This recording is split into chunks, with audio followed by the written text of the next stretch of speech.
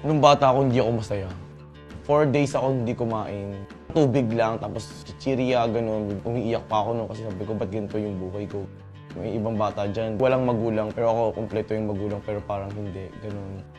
Pinakamahirap sa akin yung nabuhay ako mag-isa. Hindi ako nagpatulong sa iba. Nagtitinda ako ng sigarilyo, ganun.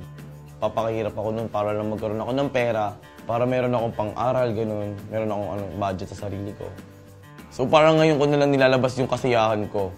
Yung mga masakit na sinabi sa akin is, Ang pangit mo, uy. Sino nagkulam sa'yo? Ba't ganyan yung pagmumukha mo?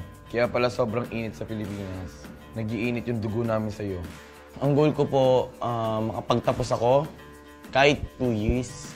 And sana makapagtapos din yung mga kapatid ko. Sa akin, ang maganda at gwapo. Hindi sa panlabas na anyo, kundi sa panloob. Kung paano mo irespeto ang isang tao.